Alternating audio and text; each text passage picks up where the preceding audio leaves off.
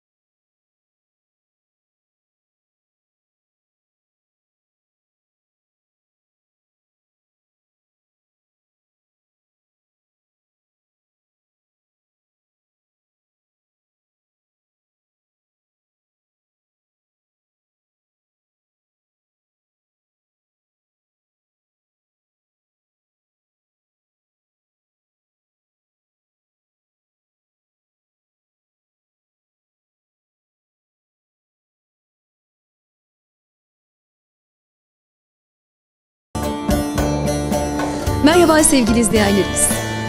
Yiğidin harman olduğu İncil'in şehrinden, Aydın Germencik'ten merhabalar sizlere tekrar. Bizler geldik, sizler de ekranlarınızın başına hoş geldiniz. Bu yıl birincisi düzenlenen Germencik Yörük Şöleni'nden sizlere renkli görüntüler aktarmaya çalışacağız. Şimdi ilk olarak ciritimiz var. Uşak'tan geldiler. Zafer adlı cirit ekibinin gösterisine gidiyoruz. Haydi hep beraber gidelim.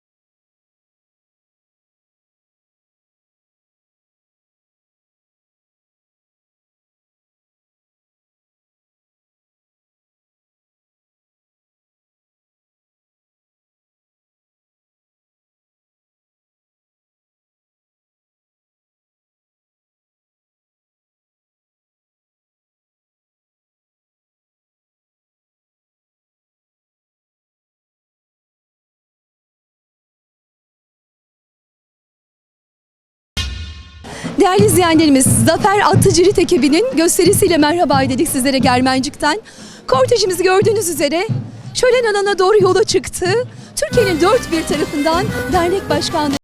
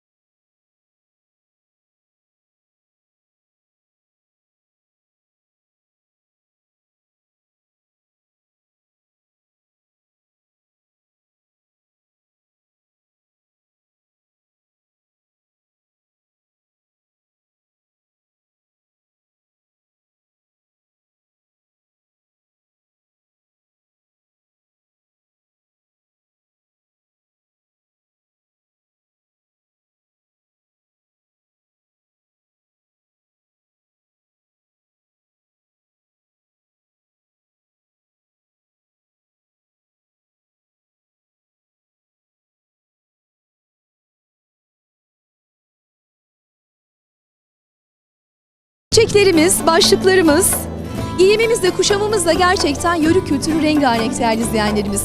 Kültür kervanında gerçekten heybemizi yine kültürle doldurmaya çalışıyoruz. Deve boncuklarımız var. Yakın alırsa kameraman arkadaşımız. Gerçekten çok eski.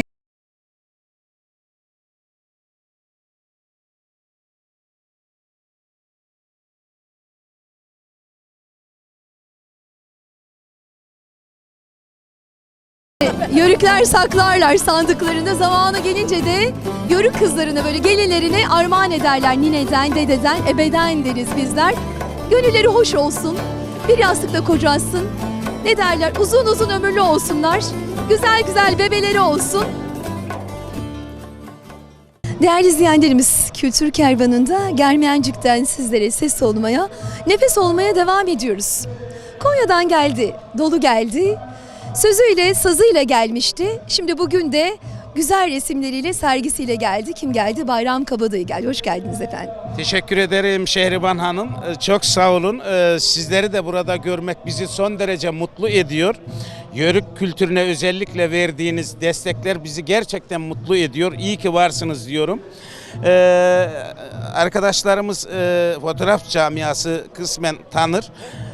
Fotoğraflarımızla Yörük kültürüne hizmet etmek istedik ve bir sergi açtık bugün Germencik'te. Ayrıca şunu söyleyeyim, bugün benim de doğum günüm. Buradan kızlarımı, hanımımı çok sevdiğimi ifade ediyorum efendim.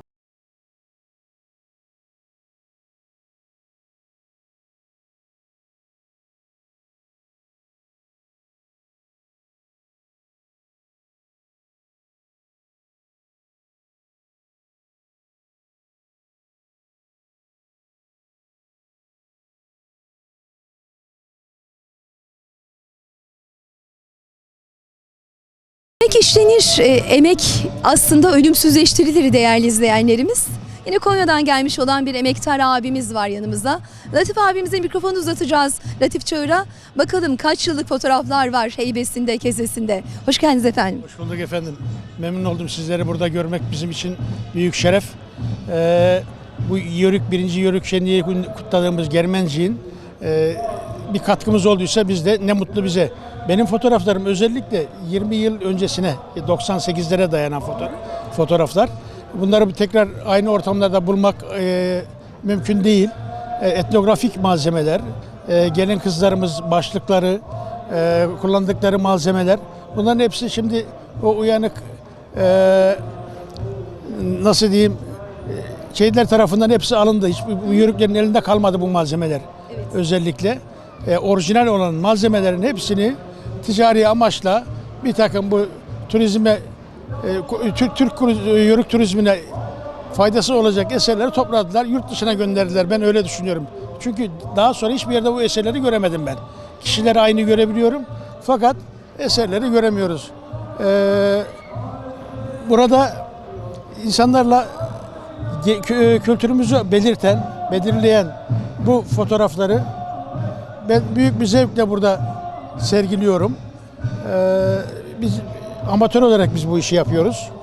Herhangi bir gelir temin etmek için değil. Ben MTA'dan emekliyim aynı zamanda. Emekli olduğumuz için biz biraz daha rahat yapıyoruz. Yani para kazanma derdimiz yok. Hobi olarak yapıyoruz. Emeklilere veya gençlerimize, özellikle gençlerimize fotoğraf sanatının son derece faydalı, son derece en azından sosyal bir faaliyet olarak yararlı olduğunu düşünüyorum. Hepsini de tavsiye ederim. Şimdi en ufak telefonlarda dahi fotoğraf makinesi var. Bunlarla belgesel olarak, şimdi bizim fotoğraflarımız genellikle belgeseldir. Oynanmış, ilave edilmiş bir takım şeyler yoktur yani. Hepsi orijinaldir diyorsunuz değil mi efendim? Fotoğraflarımızın hepsi orijinal. Bu nedenle bana göre kültürel değeri yüksektir yani bunların. Oynanmadığı için daha doğrusu. Hatta benim fotoğraflarım dijitalde değildi. Ben bunları sonradan dijitale çevirdim. Slide filmlerinin üzerindeydi. Onlardan tekrar taratarak bu hale getirebildik. Bu da bir hayli yorucu ve sıkıntılı oluyor. Hem teknik olarak hem ekonomik olarak. Emek isteyen bir şey değil mi? Tamamen emek. İsterseniz hep beraber sergiye dolaşalım. Şöyle bir gezelim isterseniz. Ne dersiniz? Şöyle bir bakalım.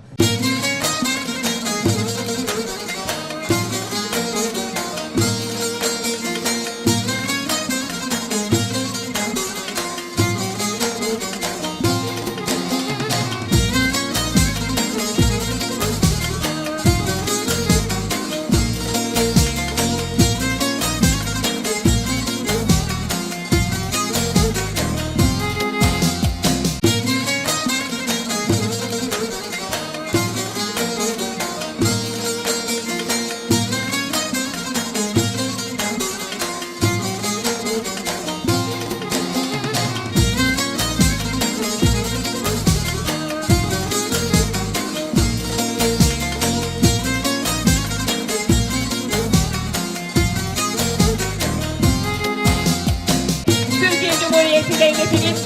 Al bayrağı efendim.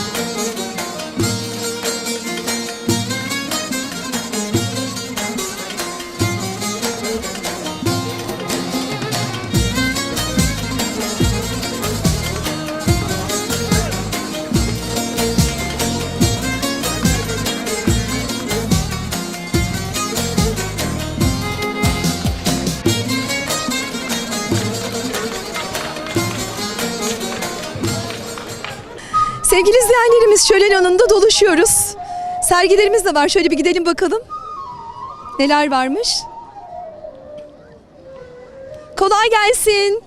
Bereketli olsun. Aa, başkanım da buradaymış. Başkanım nasılsınız? Germencik Yörükler Derneği Başkan Yardımcısı Ruhi Doğan. Değil mi başkanım? Adresimiz doğrudur. Hoş geldiniz, şeref verdiniz. Nasılsınız efendim? Çok şükür, hamdolsun bugün çok gururlu ve mutluyuz. Burada dolaşırken tezgahın Evet, başında şimdi bulduk gelen sizi. Misafirlerimiz neler getirdi? Örf adetler nedir? Onları incelerken beni yakaladınız. İyi ki de yakaladık. Evet, çok güzeldi. Eyleme, göz nuru. Dikkatimi çekti de Bursa'dan gelen ekibimizinmiş sergi. Siz de beni burada yakalamış oldunuz.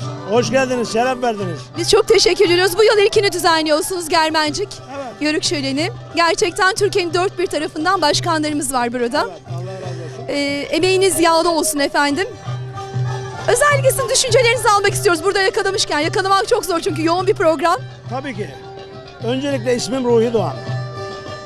Yörük camiası beni selfie çıbımla tanır. Dernekte gören başkan yardımcılığım. Ama ana görevimiz Germenci'yi daha iyi tanıtabilmek. Üreticisiyle, gelişimiyle, belediyesiyle, yöresiyle, giysisiyle. Amacımız bu yöremizi dünyaya tanıtmak, Türkiye'ye değil. Onun için bugün akşamdan bir yaren gecemiz başladı.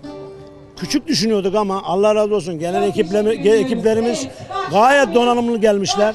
Çok güzel bir program yaptık. Eşle dostla. İnanın bakın bizim bu kendi başarımız değil. Belki biz öncülük yapmış olabiliriz ama siz değerli dostlarımızla, Yörük Türkmen Dernek Başkanlarımızla burada Türkiye'nin 81 vilayetinin en az 42-43 tane vilayetten, ilimizden başkanımız, misafirimiz var. Yani akşamdan beri ben çok mutlu, sevinçliyim, uyku uyumadım. İnanın 4'te kalktım, daha ağzıma su almadım. Neden? Sevinçten, huzurdan, mutluluktan onu düşünmüyorum. Değer mi başkanım? Değer. Yani bu halkımıza değer. Yani bu misafirliğimize değer, birlik beraberliğimize değer. Amacımız Yörüklerin bir arada oynaması değil. Bu vesileyle Yörükleri, toplumu bir araya getirmek. Birlik beraberlik, örf adetimizi gelecek nesillerimize aktarmak. Burada şunu da değinmeden geçmeyeceğim. Bize destek veren belediye başkanımız, Germencik Belediye Başkanımız Ümmet Akın Bey'e gerçekten huzurunuzda çok teşekkür ediyorum. Neden? Belediye destek vermese biz çok zorlanırız ve yapamayız. İyi ki de varlar değil mi? İyi ki varlar. Bunun gibi belediye başkanlarımız çoğalması lazım. Türkiye bazında, Antalya'da, herhangi yerlerde var, çoğalıyor sayısı. Ama daha da çok istiyoruz. Bu halkı bir araya getirmekte fayda var. Bu halkı bir araya getirenleri bu halk unutmuyor. Bu çok önemli. Şimdi başkanım, bebekler var, yörük kızları var, yörük gelinleri var burada. Şöyle bir tutar mısınız, bakar mısınız? Yani, şimdi bunlar eskiden kıl çadırlarda çocuklarımız yapılan oyuncaklar. Yani yanlış söylemiyorsam. Ama son zamanlarda yapma bebekler var. Ama bunlar göz nuru, el emeği. Bak kadınlarımızın emek sarf eden. Şimdi onların yanına da geçeceğim ben de. Onun için gidip sahte oyuncak almayacağız. İşte bu el emeklerini almamız lazım çocuklarımıza oynatmamız için. Özümüz değil mi bunlar bizim? Evet, özümüz tabii ki. Şöyle bir geçelim. Tabii. Tezgahın arkasına doğru dolaşalım. Buyurun. Siz de gelin başkanım. Kolay gelsin. Sağ olun, hoş geldiniz. Şeref Nasılsınız? verdiniz. İyiyiz Allah'a şükür. Bursa'da Keles'ten buraya kadar geldik. Çok memnun olduk Germenci'ye. Bursa Keles Bursa yöresinin Keles. halk oyunları ekibinin de değil mi aynı zamanda? Evet, kültürümüz devam ettirmek istiyoruz. İnşallah devam eder. Ben bunun hocasıyım. Siz mi dikiyorsunuz efendim? Ben kurs veriyorum, ben bunun kursunu veriyorum. Kadınlarımız severekten yapıyor bunları. Güzel bir hediye. Hem onları istihdam ediyorsunuz Evet. hem para kazanıyorlar. Para kazanıyor. Hem de bu el emeği göz nuru ürünleri satıyorsunuz. Tabii, tabii. Bir de aslında gönlümüz de doyuyor değil mi bu bağlamda? Mutlaka, mutlaka. Severek yapıyoruz. Bir tane de ben alayım şöyle bebeği elime. Ne dedik? Özümüz dedik, kültürümüz dedik değerli izleyenlerimiz. Bursa Keles'ten geldiler, işte bebekleriyle geldiler. Aslında geçmişimizde, kültürümüzde geldiler. Bizler yolumuza devam edeceğiz. Kültür kervanında birbirinden renkli kareleri aktaracağız ama bunları unutmayalım. Özümüze, sözümüze, kültürümüze, kültür kervanında sahip çıkalım diyoruz efendim.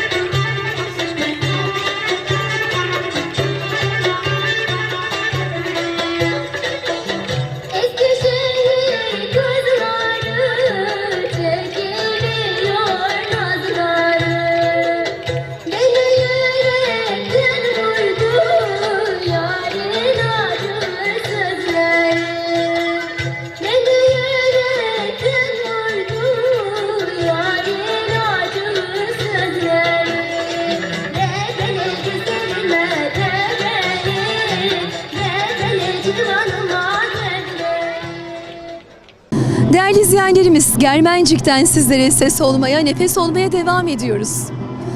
Yörük şöleninde Germencik'te aslında İncir'in en güzel olan yerindeyiz. Yanımızda çınarlarımız var. Çınarlarımıza mikrofon uzatacağız. 82 yıllık bir çınar. Dernek başkanımızın anacığı, aslında kendisi de bir yörük ama mecburi iskan nedeniyle yerleşik olarak kalmış. Bu kültürü yerinde yaşarken yayık yaymayı da öğrenmiş, öğretmiş. Bakalım mikrofonu uzatalım, neler söyleyecek. Hoş geldiniz teyzeciğim. Burada da yaydım, ağaçta da yaydım. Şimdi makinede de yayıyorum. Hepsini yaptım. İnekte sağdım. Hepsini yaptım. Hepsini yaptım diyorsunuz. Dolu dolu yörüklüğü yaşadım. Göçebe olmasam da. Ben yörük. Anam babam yörük benim. Şahaneyi nasıl buldunuz? Şöleni nasıl buldunuz?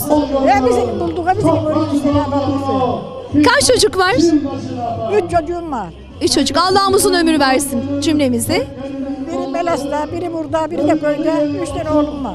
Aslen nerelisiniz? He? Aslen nerelisiniz? Salahattin köylüyüm. Tünelin üstünde köyden. Köylüsünüz. He, tünelin üstünde köyde duruyorum ben. Oğlan burada duruyor, ben köyde duruyorum. Köyde duruyorsunuz. Evlendiğinizde yörük kültürü zordur. Yörük gelini olmak zordur. Zorluklarını yaşadınız mı? Anam da yörük, babam da yörük. Öteden beri yörüğüm ben. O zaman hiç zorluk yaşamadınız. Özünüzle geldiniz, özümüze gidiyoruz diyorsunuz. Yörüğüne geldik, yörüğüne gidiyoruz biz. Buradan şimdiki nesile neler söylemek istersiniz? Gençlere özellikle. Gençlere ne söylemek istersin? Şimdiki gençlere diyor. Nasıl? Gençlere ne diyeyim? Herkes başının bildiğini çıkar işte. Gençlere ne diyelim?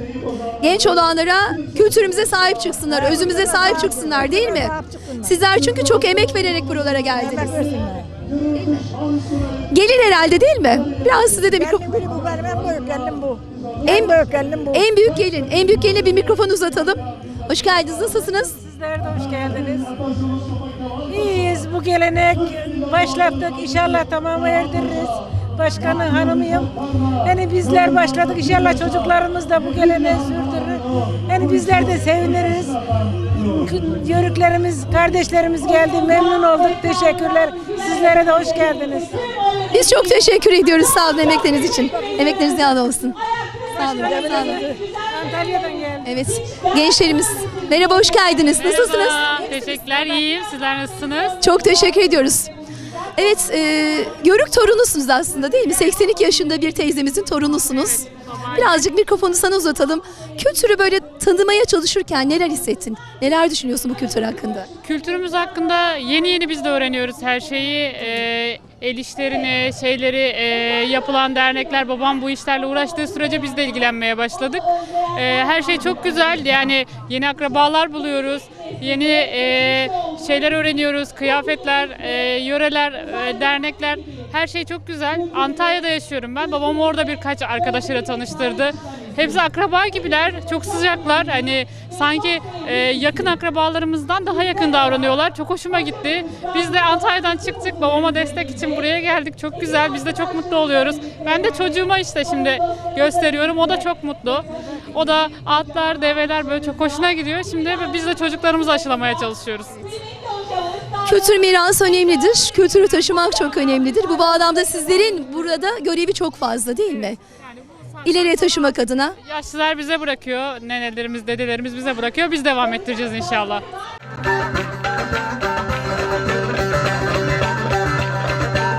Çırpınıp dalında bülbüller öter. Senem aman aman aman aman. Gidenem aman aman aman. Ben öldüm aman. Hayrandım yerlerde kardeşlik. Yerlerde biz boynumda ölürsem koyma beni. Yerlerde hayrandım yerlerde kardeşlik. Yerlerde biz boynumda ölürsem koyma beni. Hayda!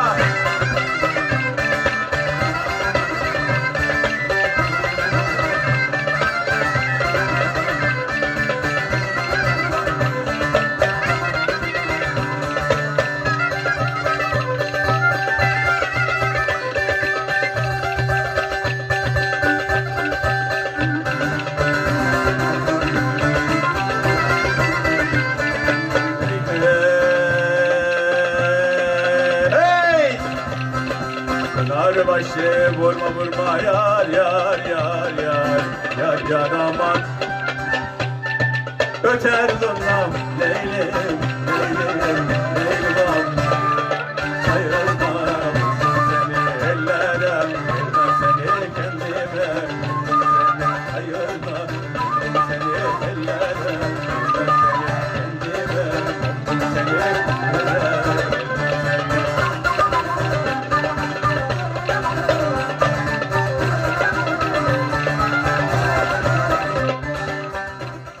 Değerli izleyenlerimiz, Germencik Yörük Şöleni bütün güzelliğiyle, bütün coşkusuyla, bütün doluluğuyla devam ediyor efendim. Yanımızda Aydın AK Parti Milletvekili Mehmet Erdem var. O da gelmiş şölenimize, dolu gelmiş. Hoş gelmiş efendim, nasılsınız? Sağ olun, hoş bulduk, teşekkürler. Sizler de hoş geldiniz. Hoş bulduk efendim. Birazcık şöleni nasıl bulduk Sayın Vekilim? Valla Yörükler kültürlerini en güzel şekilde yaşatıyorlar. Zaten bu yöre, Aydın yöresi özellikle Yörüklerin harman olduğu bir bölgedir. Ve Adana yöresinde, Mersin yöresinde, Toroslar'da birçok Yörükler buradan gitmedir. Hatta Adana yöresinde Aydınlı diye hitap edilir Yörüklere. Bu bakımdan Yörüklerimizle gurur duyuyoruz. Bu kültürü yaşattıkları için kendilerine teşekkür ediyoruz.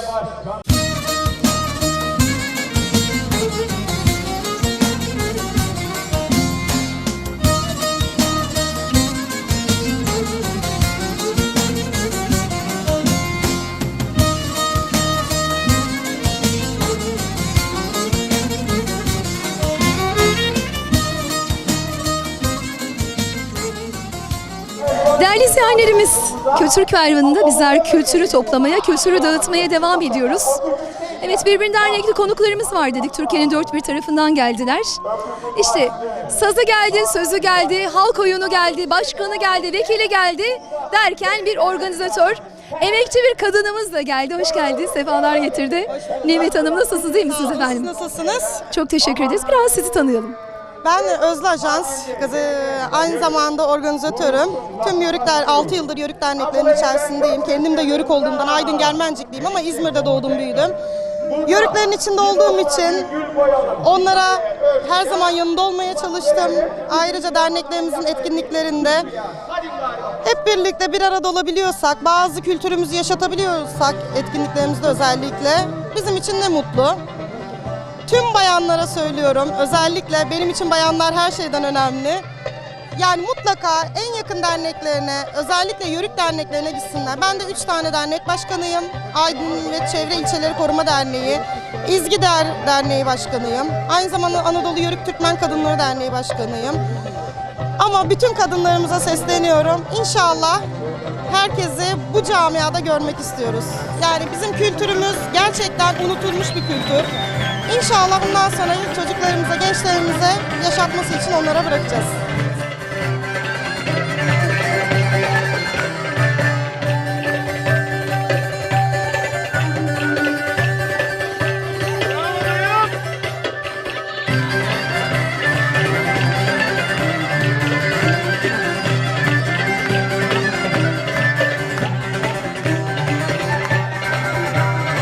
Damadından dolaştı, bok yolmaya bulaştı.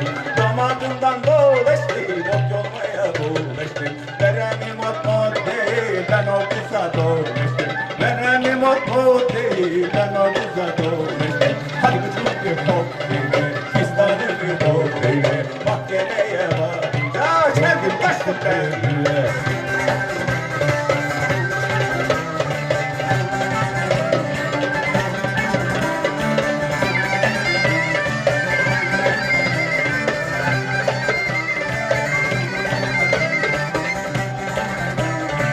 Akderenin ovası, bülbüllerin yuvası.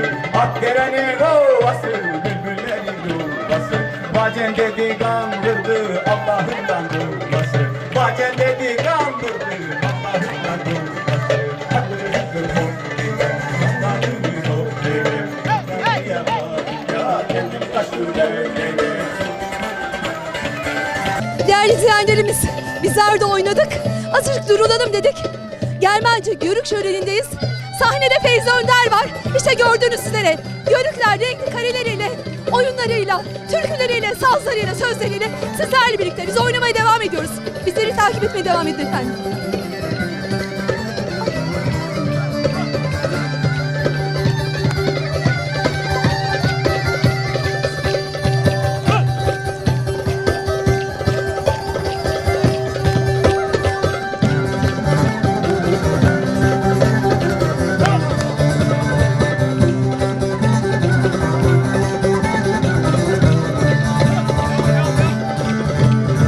Cemile'min gezdiği dağlar neşeli limanı. Cemile'min gezmediği dağlar neşeli limanı. Ay düşkün oldum pencerelerden ayrı düşlerim. Ay düşkün oldum pencerelerden ayrı düşlerim. Hayda! Başkiri mutfak yengi. O kadın hiç kameraya girmemiş yok.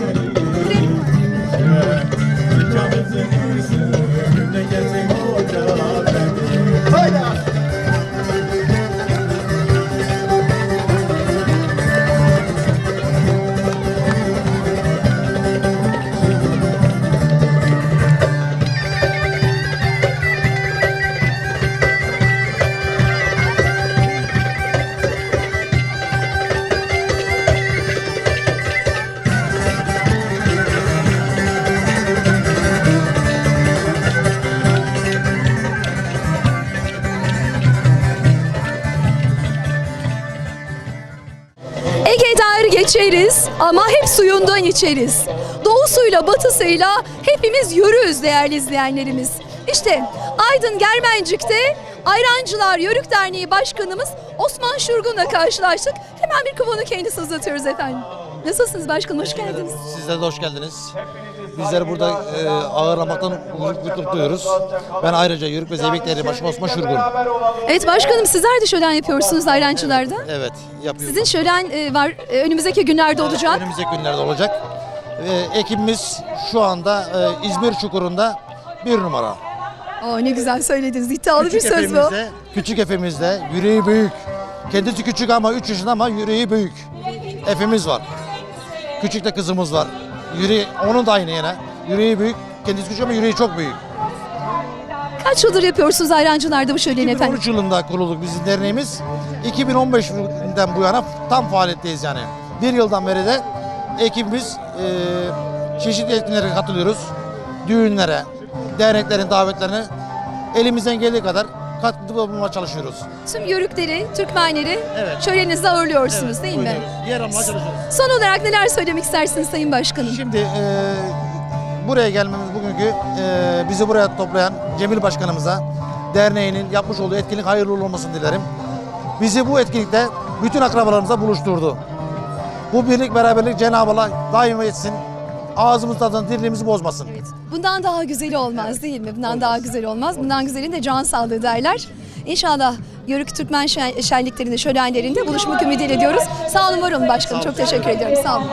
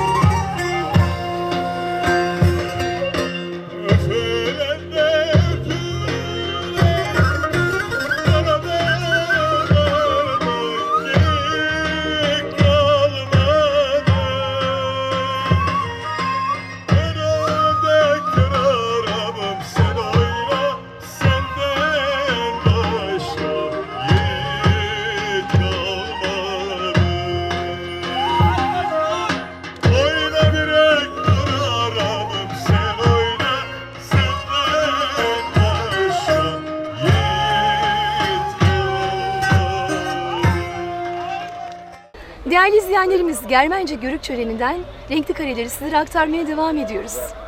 Uzaklardan aslında gönlümüzün en güzel yerlerinden, Akdeniz'in incisinden, Antalya'dan geldi.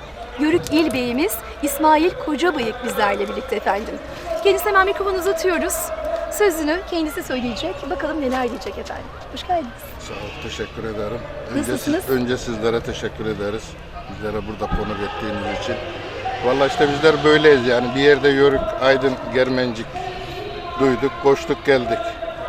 Bu şekilde böyle bir Yörük aşkı devam ediyor bizde. Şimdi ben şunu söylemek istiyorum. Zorunlu iskan çıktıktan sonra Yörükler tabii ki yerleşik düzene geçti değerli izleyenlerimiz. Ama ne kadar yerleşik düzene geçseler de Yörük'ün zaten anlamı Yörük yürür. Yürüyenden gelir. Zorunlu iskanda biz otururuz ama biz gideriz dağ tepe gezeriz dediler. İşte Antalya'dan da Aydın Germencik'e nefes olmaya geldiler. İyi ki geldiler efendim. Teşekkür ederiz. Şimdi birazcık sizi tanıtalım istiyoruz il beyi olarak. Neler yapıyorsunuz Antalya'da efendim? Antalya'da ticaretle uğraşıyoruz.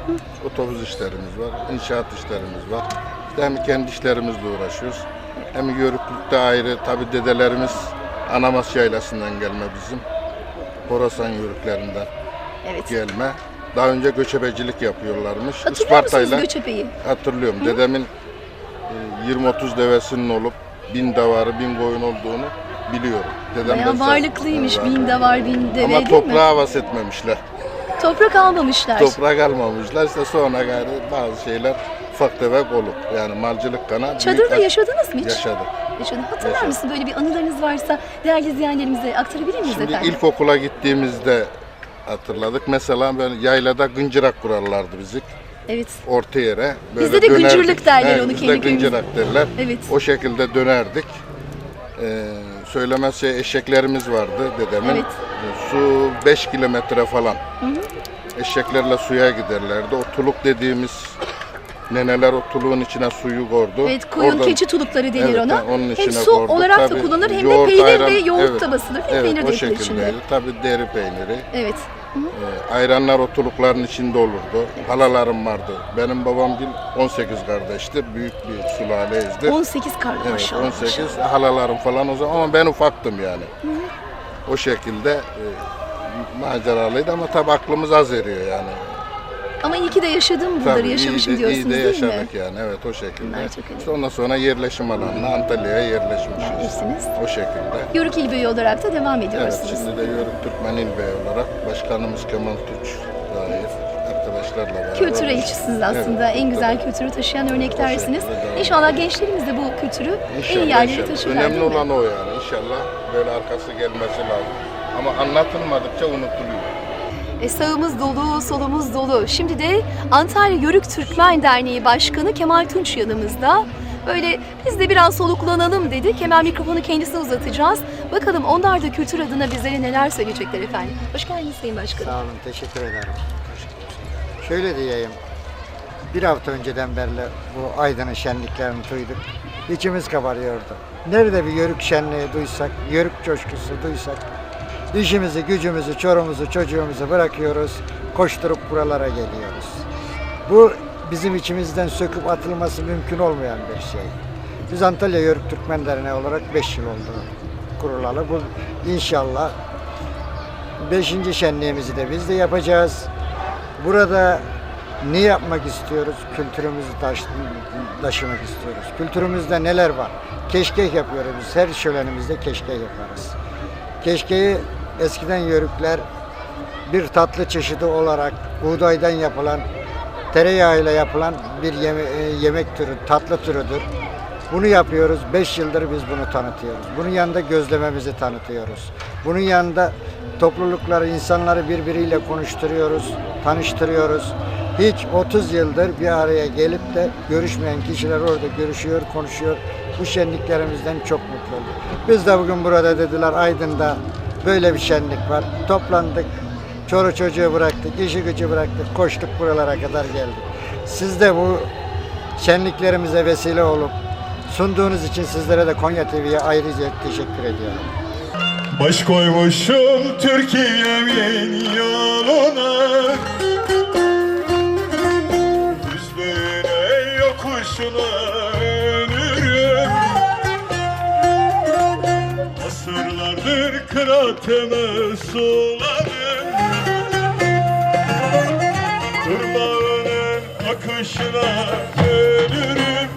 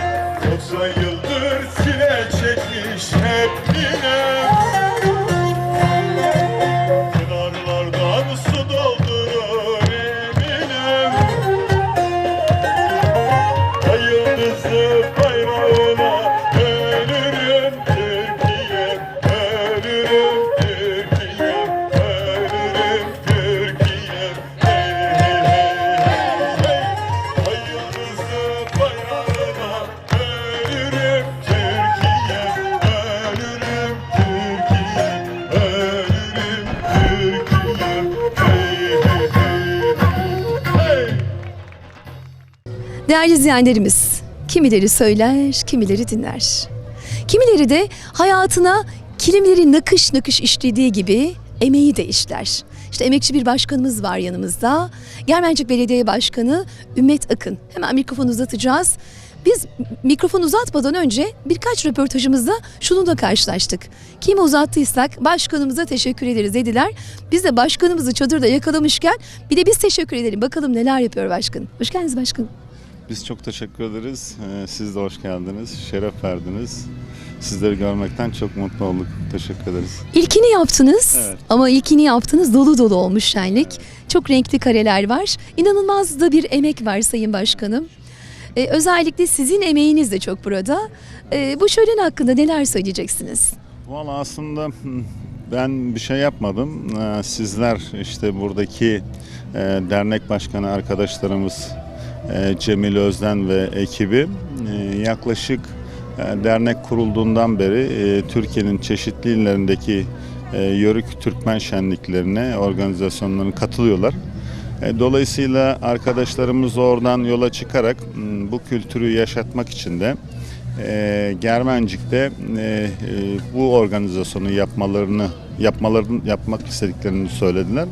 Ben de dedim tabii ki bizim işlerimizin yoğunluğu olsa da böyle bir kültürün yaşaması ve gelişmesine katkı tabii belediye olarak, yerel yönetim olarak bizler de elimizi, gövdemizi taşın altına koyarız ifadesiyle yola çıktık.